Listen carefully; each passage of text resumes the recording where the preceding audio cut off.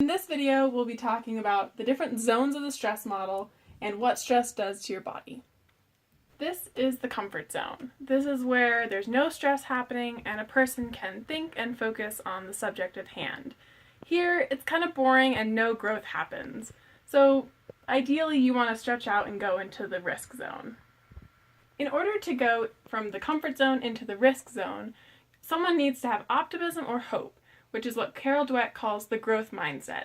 This is the hope that the situations that you encounter in the risk zone are going to have a positive outcome. In having this growth mindset, you think that there's no failure in the situations that you encounter and there's only lessons to be learned. This is the risk zone. In the risk zone, there's uncertain outcome, and this is where signs of stress can be very apparent in a person. Signs of stress can include increased heart rate, increased respiratory rate, and sweating. Sweating is the body's response to stress. Sweating occurs when the blood recedes to the back of the brain and prepares the body for a fight or flight response. This is the danger zone. This comes after your comfort zone and your risk zone. In the danger zone, there's certain unwanted outcome, and instead of feeling stressed, you're feeling distress, which is the body's response to similar situations, but it's something that the body can't handle. Reactions to this distress can include 3 responses: fight, flight, or freeze. In a fighting response, the person can increase the amount of conflict. In a freezing response, the person can just shut down. And in a flight response, the person might leave the room and stop talking. Why leave the comfort zone and go into the risk zone?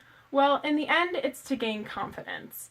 But something critical happens at the end of the risk zone, and it's called the learning edge. So at the learning edge, if you cross it, you're going to enter the danger zone, and we all know that there's certain unwanted outcome happens there. So you have 2 choices at the learning edge. Either you can stay there and endure the challenges and endure that discomfort, which can increase your endurance, or you can return to the comfort zone, come back to the learning edge, and build your resilience. Endurance plus resilience equals confidence, and that in the end is the goal of leaving the comfort zone and going into the risk zone. Now we're going to talk about stress and how it affects your body. So this is a picture of your brain. This is the amygdala, which is right by your brainstem, back by the nape of your neck, and the green part is your prefrontal cortex or your neocortex, which is right behind your forehead. What happens is that the amygdala is basically an alarm system. It's always sending out stress hormones to the rest of your body, and without your prefrontal cortex, your amygdala would basically always send your body into stress or even into distress.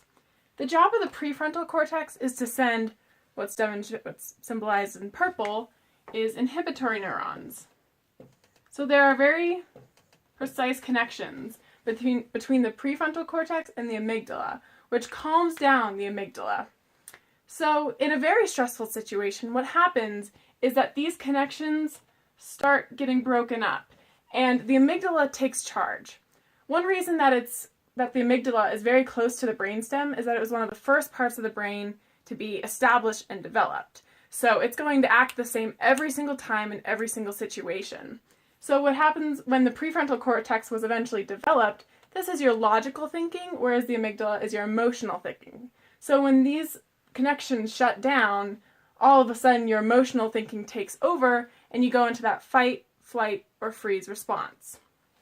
In order to increase these connections, because the real question is what can we do to help make these connections a lot better, is to give your brain glucose and oxygen. You can get some glucose by eating some food and oxygen by regulating your breathing. A lot of people, when they encounter stress, they either hold their breath for a minute or overregulate or over-respirate.